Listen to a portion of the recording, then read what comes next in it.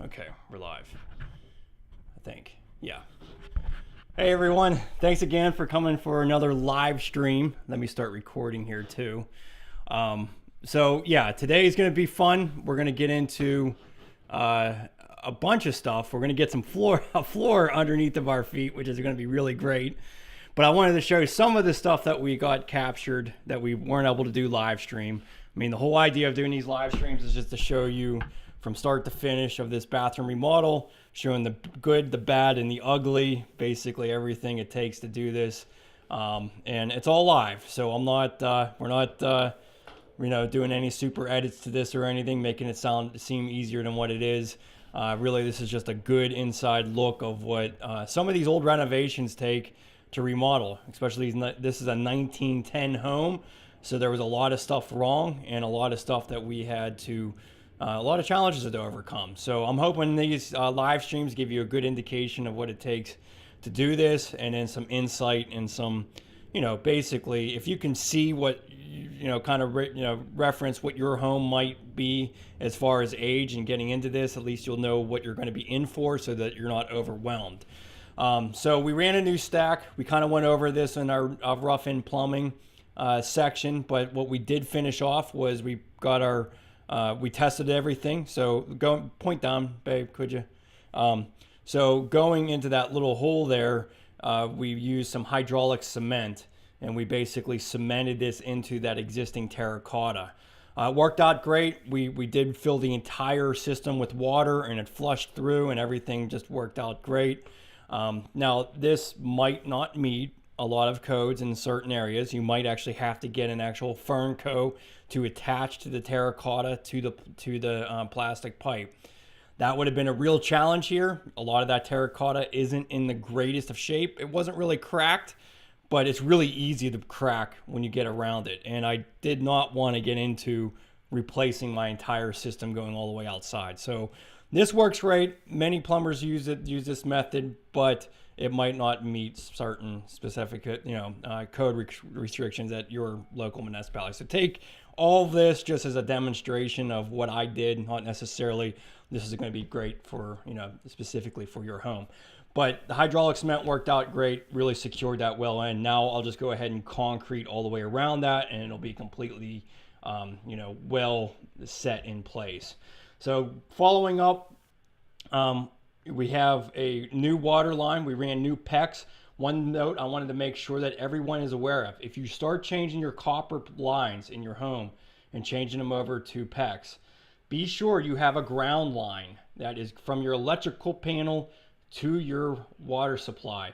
As you can see here, I changed over to PEX. So I have a shutoff valve there, but I made sure that I ran that ground to my existing electrical panel, because a lot of times in these older homes, they usually just ground it wherever it's closest and easiest to attach it to.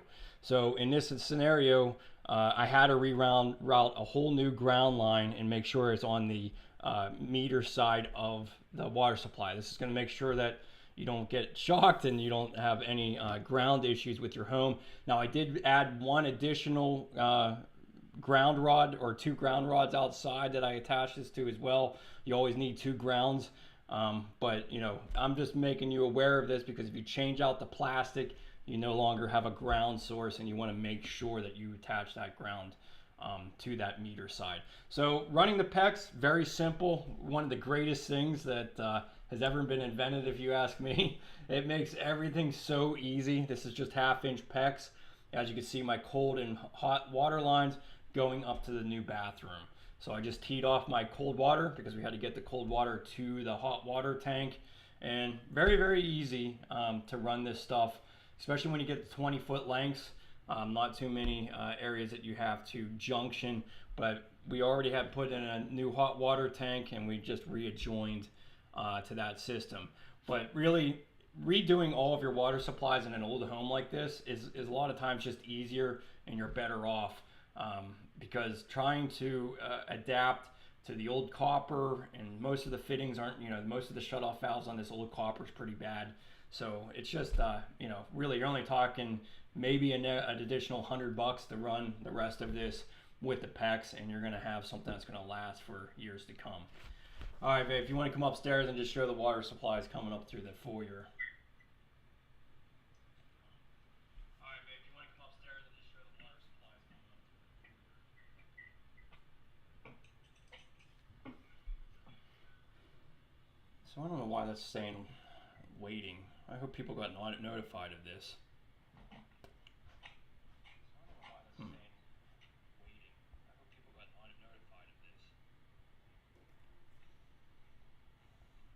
Still says upcoming. I don't know why it's doing that.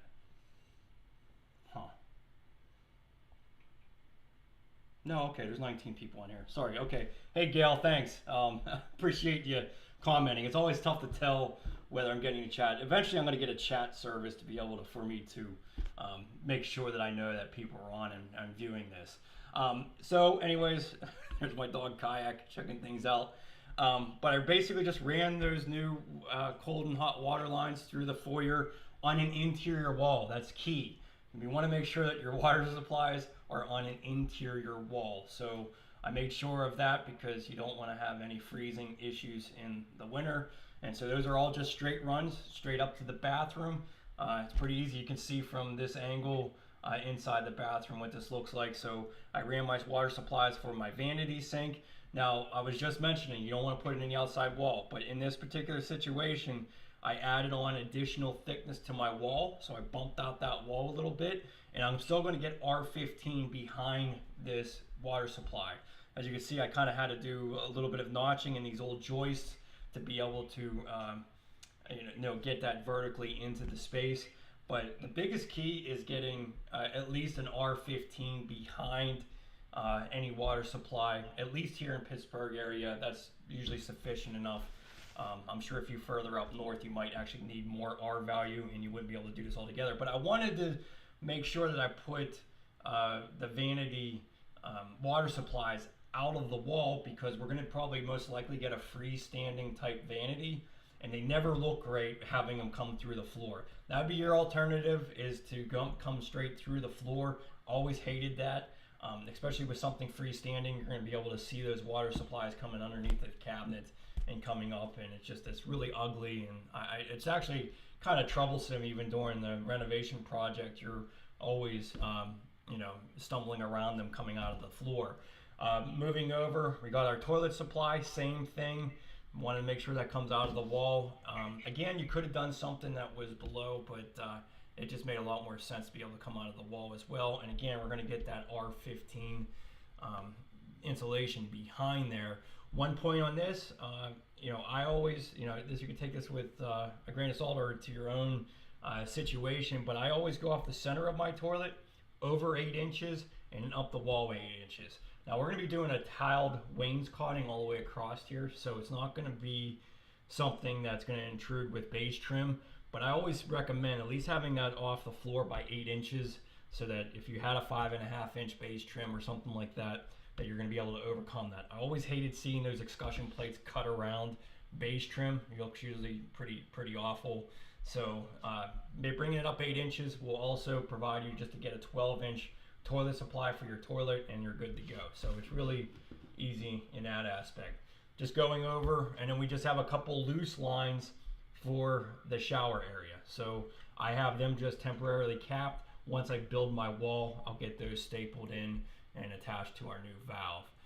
One thing I did want to point out, I did make a mistake, and I'm going to readdress this possibly when we're live here later on. Babe, pointing at the tub spout coming out.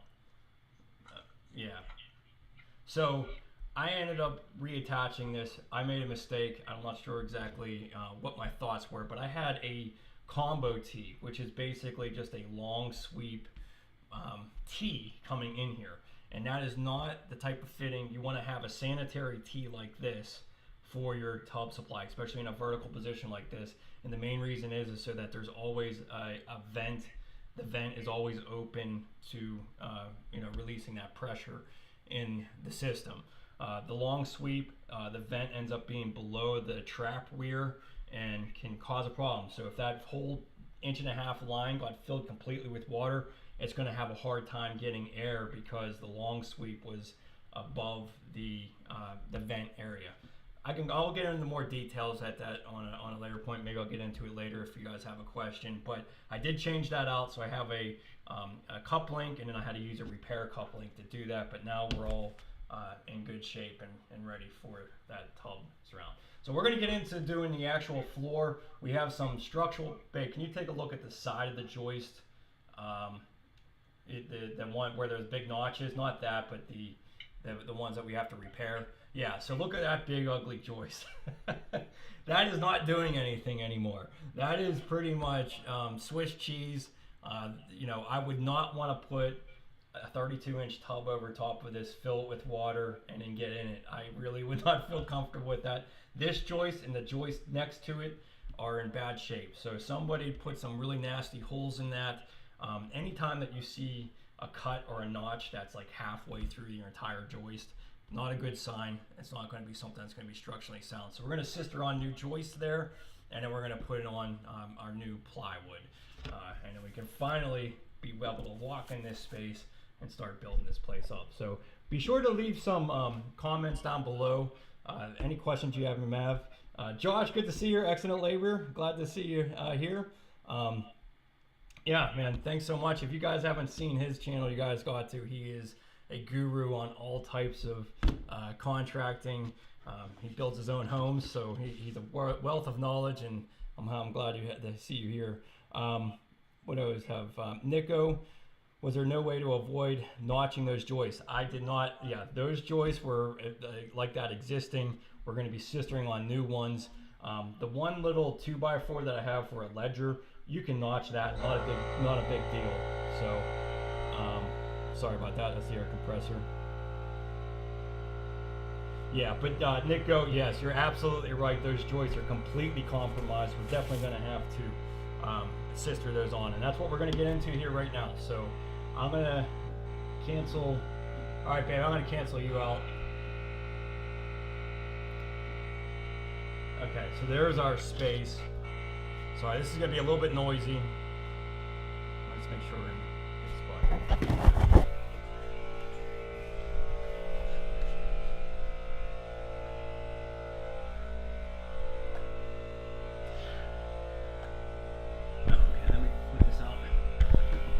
Okay, so I'll stop back in here a little bit later, answer some questions. So leave them in the comments. I'll get to them later, but we're going to get into work here.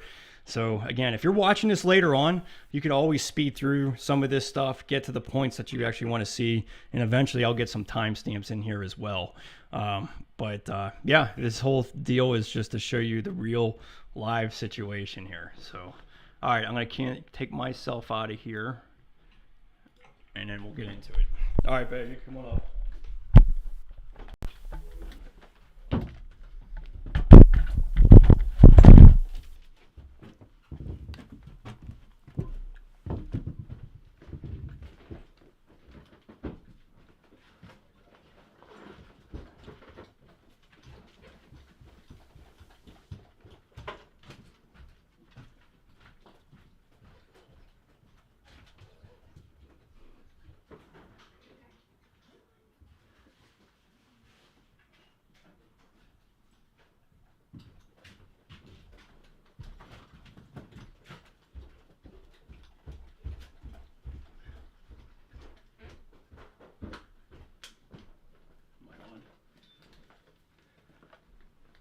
You can hear me? Camera angle. All right, you can step here. Just don't step here. On this far end, just stay to here. All right.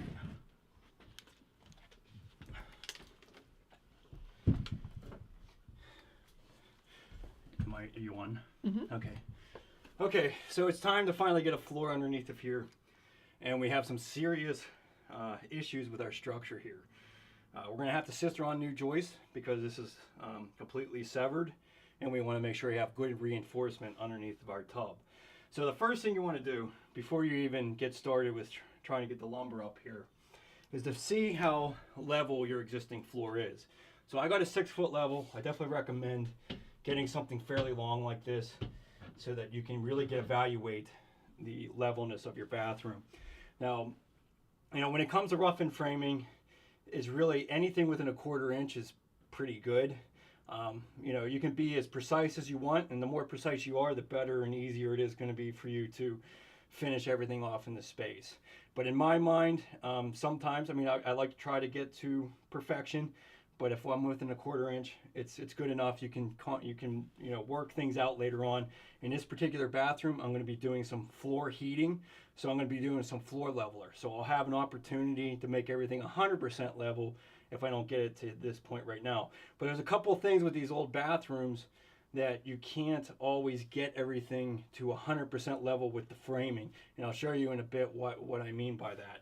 But looking at this looks pretty dang good. It's amazing how these old homes, I mean, this has been here for over 120 years now, almost 120 years, 1910. I think it was 1914. No, it's 1910. Oh, it was 19. Oh, yeah. 1910. So Yeah. 112 years. Okay, so still all pretty level. So this is nice this way. So always check a couple of your studs, and so we're gonna go this way. Take a look, going from across all the joists, and it looks like we're dipping down a little bit here in this corner. So we got looks about 3/8 of an inch on this back end. So this must be, I'm guessing that, yeah, this existing old rim joist looks like it's sagged down on this corner. So when we put our ledger, I kind of already created a ledger here, because basically since I furred out my wall, we didn't have any surface for the flooring anymore. And I furred this out because I wanted to make sure that I have my vanity supplies on the outside wall, so that it works really well with my freestanding vanity. And then I always like the toilet supplies on the wall. I don't really like them coming through the floor. It's just kind of, you know, I mean, you can come through the floor, there's no problem with that. It's just, I think it looks better coming through the wall. So I got this ledger, kind of notched it out a little bit already, but the first thing I'm going to do is get this ledger completely level, and making sure that I span across here, because since I'm lower down here, I want to make sure I get that board up to the right height. Now looking at this edge, can you stand over there?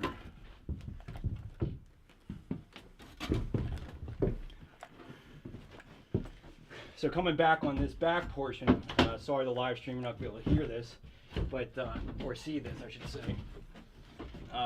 Coming outside of the floor area, we're kind of pitched down a little bit towards the doorway. And these are one of these areas that's very difficult to level out, because you're going to end up with a higher height in the bathroom.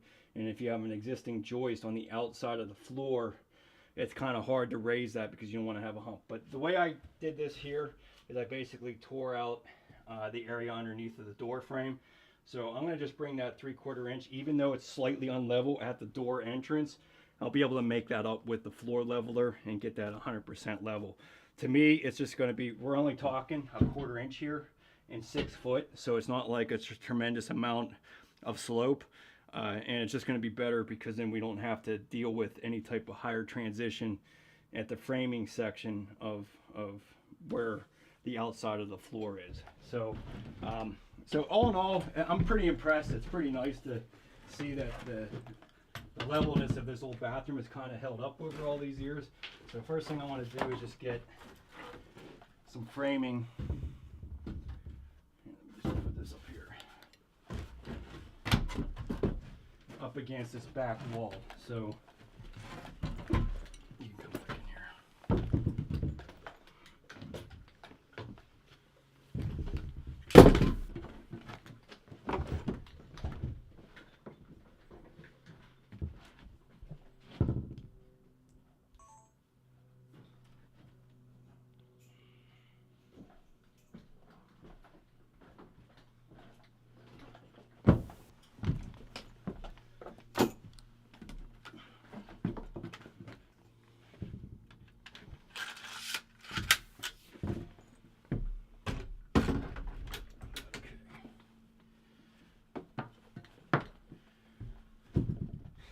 Okay, so in this area, I kind of tore this section out to get this plumbing in here. So let me just cut a piece so that that I have something to nail into. So 16 inches.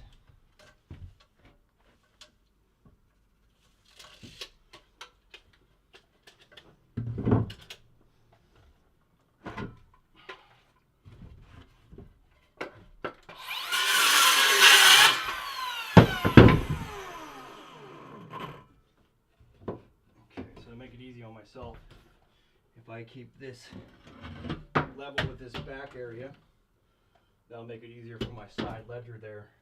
Okay,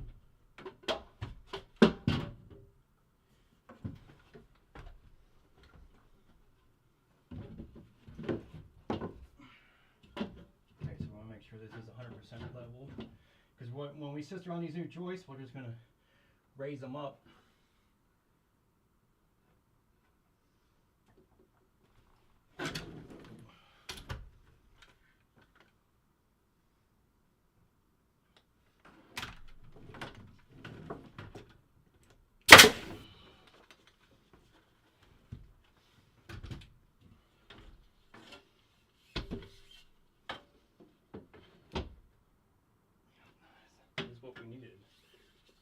It's always good to double check different aspects of it.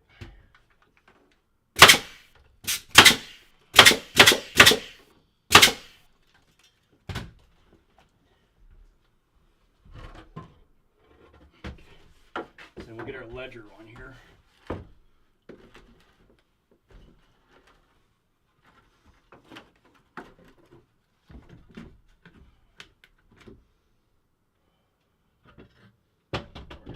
That stays level with this back end.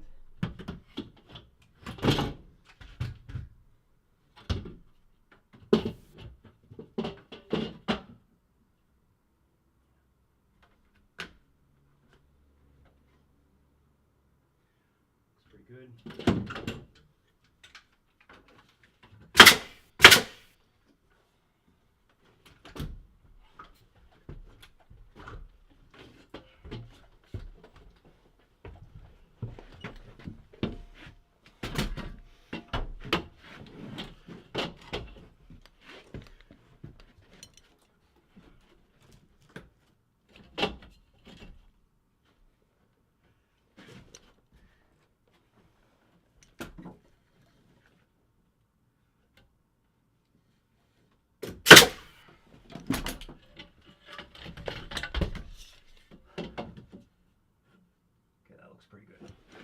All right, so our ledger is nice and level now. So this is basically what we're going to reference when we stick our new joists on here. So pay attention to where your water supplies are. You don't want to be nailing those.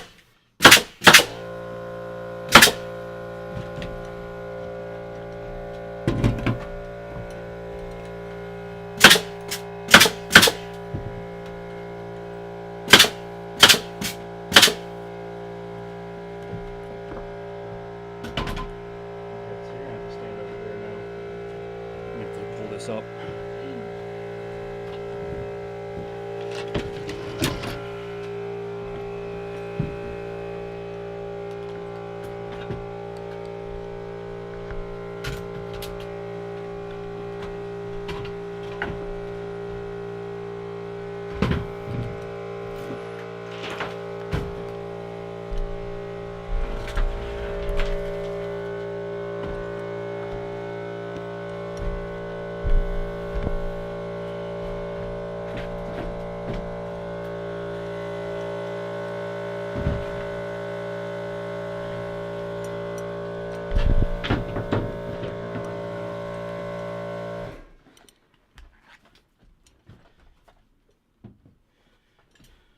Okay, so for this joist, we're going to sister on this side. Main reason is because when I have my tub, basically I figured out we need about 18 inches for where my port of my trap assembly comes out of my tub. So I don't want to sister this side, plus I already put all my PEX on this side. So we're going to sister it on this side. And what's interesting is the way these old homes were structured is basically they have balloon framing from all the way up from the top stud all the way down to the basement, just one long stud. And the only thing that they actually have is a little ledger board a 3/4 inch, like usually like a 1x6 or a 1x8, and that's what holds up this side of the house. You know, traditional framing now, you basically build a wall, put floor joists down, up, and then you build the wall on top of the floor joist. But back in the day, it was all just one long 24-foot long 2x4 that goes all the way up to the top of the ceiling. So I'm just referencing that because all we have for support is basically this old 1x6 that's nailed to this existing stud bay.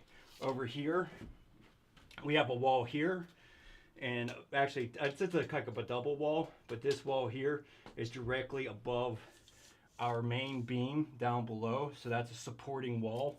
And there's other joists, I can't see any here, but there's other joists in the space where it's sistered over top of this. So this is a load-bearing wall, and that's what you want to find when you're installing, you know, a new joist from one side to the other. So as long as I can get above this existing wall here, we're going to have support on either side of this bathroom. So I'm going to clear this out, some of these blockers out, because I want to sister the new joist on.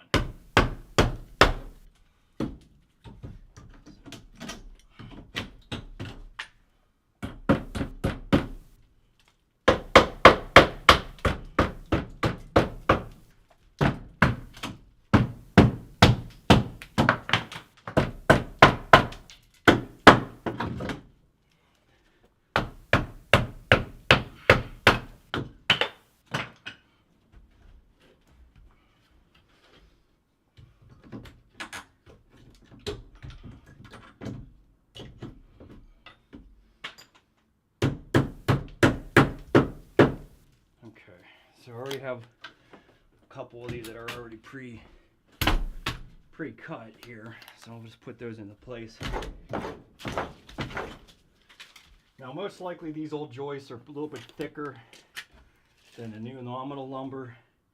Actually no, it's not, 7.5. That's kind of surprising. So it is about the same size as nominal lumber, but we still might have to shim it. We're going to have to shim it up a little bit in order to get it to the levelness, because we are raising this up a little bit on this side. So let me grab my joist here.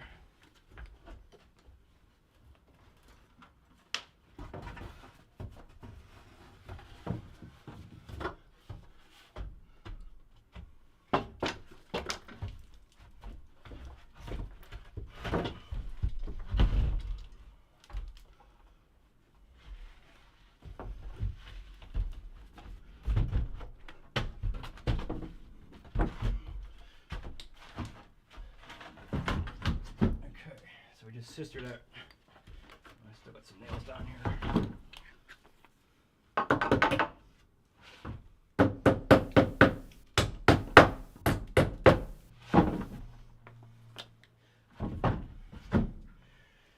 Okay, that looks good.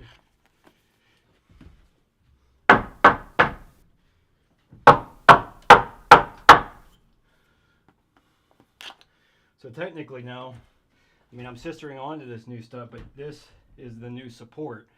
So really this existing old joist here is just pretty much keeping me referenced with the parallel of the room. So, you know, if you were repairing some kind of a joist, this is adding a whole new joist on. If you were repairing something, you would want to get some kind of structural screws, maybe some carriage bolts that you bring everything together. But since I'm putting a whole new structural member here, this old joist really doesn't mean anything anymore. So it's just literally, I'm just going to be nailing it together just for the sake of holding it into place. Now I do need some shims on this sidewall.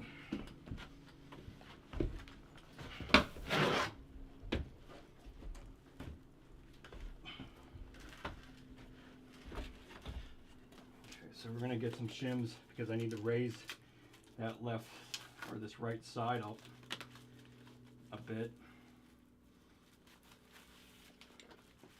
So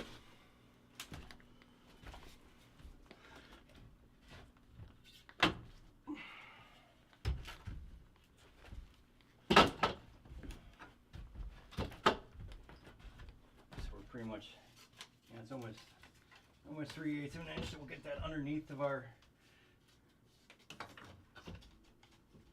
support rim joist here. So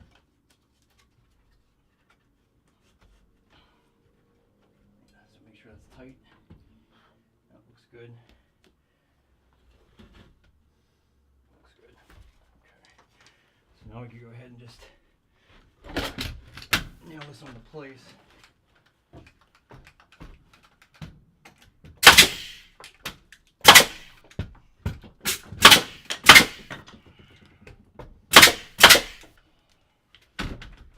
Double check this side here.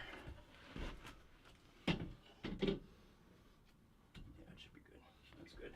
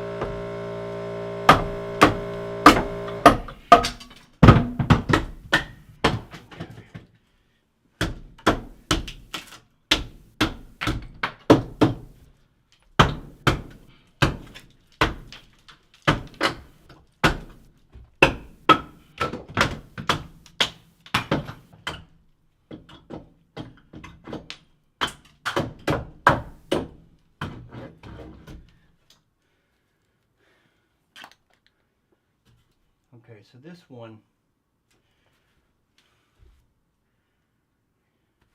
we got ductwork on this side of the bathroom, or against the wall here, so I can't exactly put that over the ductwork.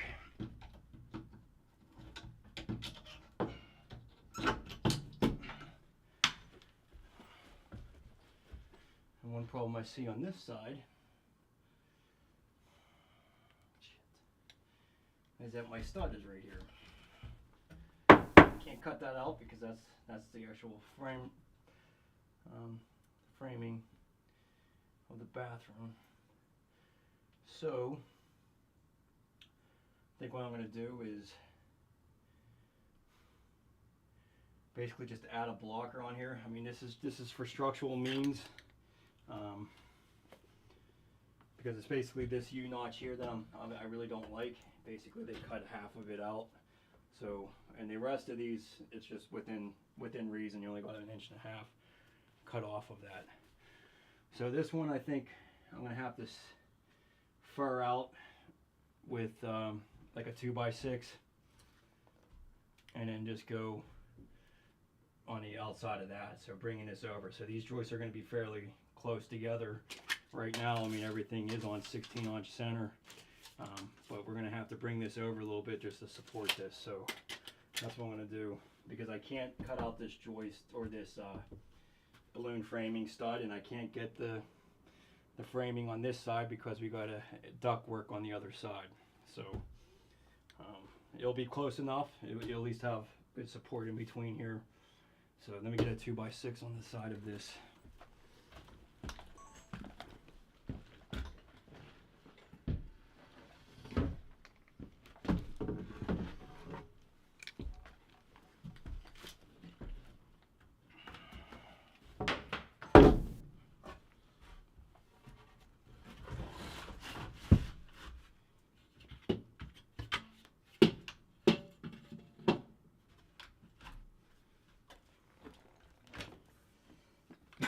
This is basically just spacing for the most part.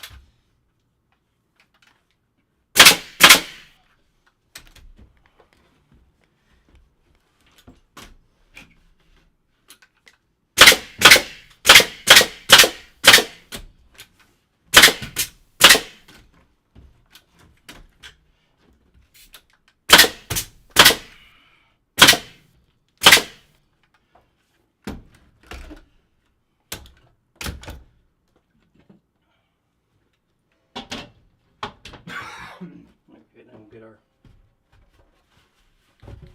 next piece of framing here.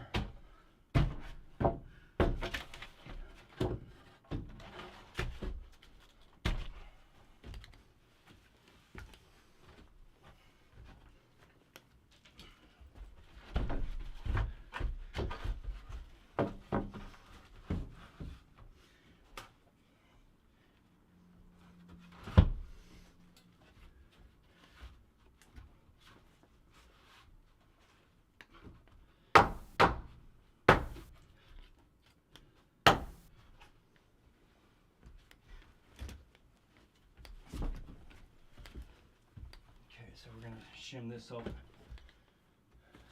make this work, keep this all level over here.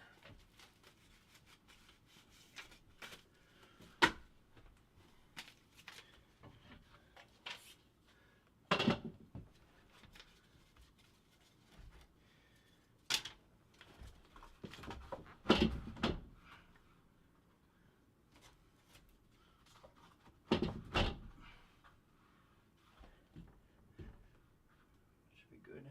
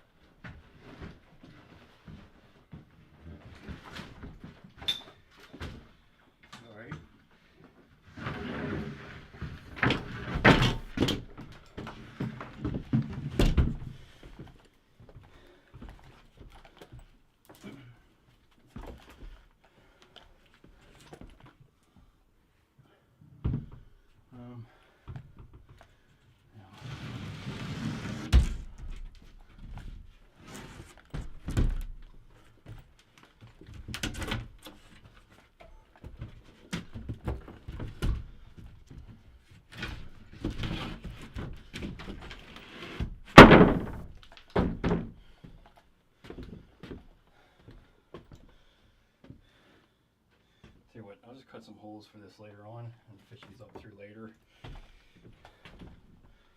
Probably the easiest. I think that looks pretty good. Just want to get some glue. And then same for the tub. Once I frame this wall, we'll get an accurate measurement of where we need to cut out for my drain assembly.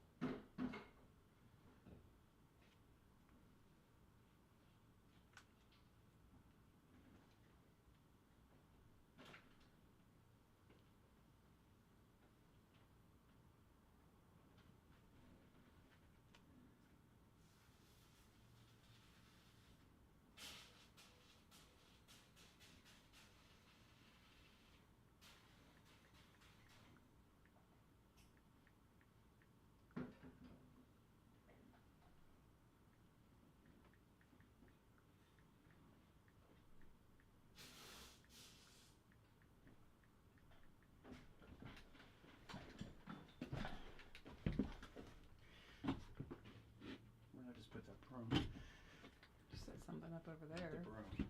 Oh, yeah. You took it out. You walked out of the room with it, so it's in that room that you just walked into.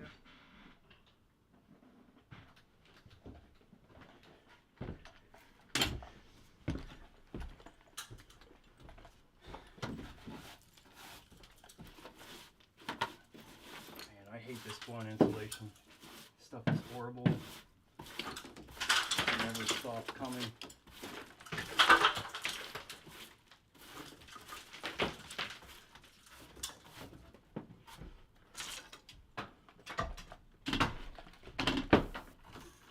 Okay, so we're going to use some 8-penny nails for this.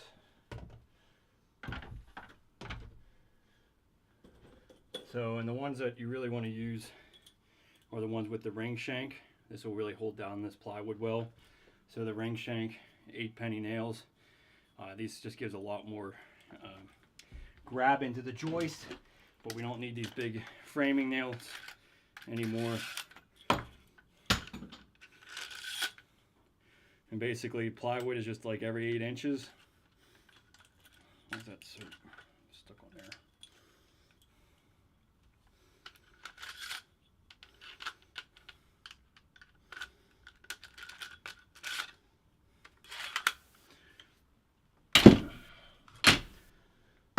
And some of you might be asking, like, why am I using OSB? And I tell you what, it's really made a world of difference. You know, I was always skeptical of OSB before, but if it ever gets wet, not that you should be having any major issues here in the bathroom, but it really does hold up pretty well. Regular CDX plywood, that can delaminate very easily, especially when it gets wet. And I've recently just built a garage and a second story on my home, and it got saturated with water. We had some of these really big downpours, and I was really concerned about the subfloor, thinking I just completely ruined it. If it would have been traditional CDX plywood, I would have had to replace it all because it would have probably all delaminated and fell apart. But the OSB held up really, really strong. Just needed a light sanding, and then I can go over top of it. So I don't know. I'm a big fan of OSB. I know a lot of people have questions about it, but I think it's engineered to be actually fairly strong and long lasting. So that's why I use it, and it's cheaper. So can't beat that. But a real game changer is this constructive adhesive and a foam gun. This is so awesome, so nice, and so much easier to get the glue on these joists rather than using a big gun. I love it. So definitely something if you do a lot of this. I mean, and if you do regular foam insulation all the time, you can just put that regular canister on here and go ahead and use it. But this construction adhesive is really pretty awesome. So you want to glue your subfloor. You definitely want to prevent any creaks or cracks. So we'll go ahead and put this on the joist.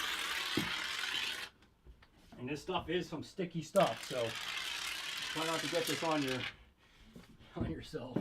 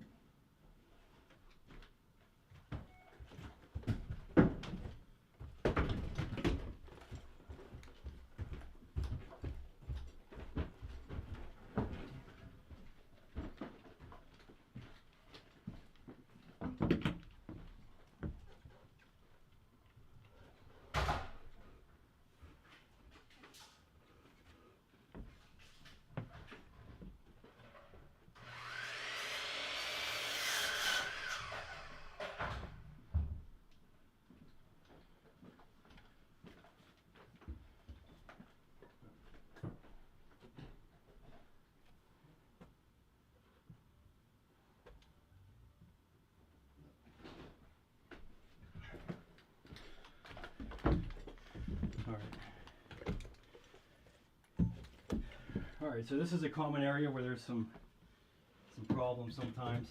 And I was getting some blocking underneath where your door frame is. So I'm going to get a couple blocks over here.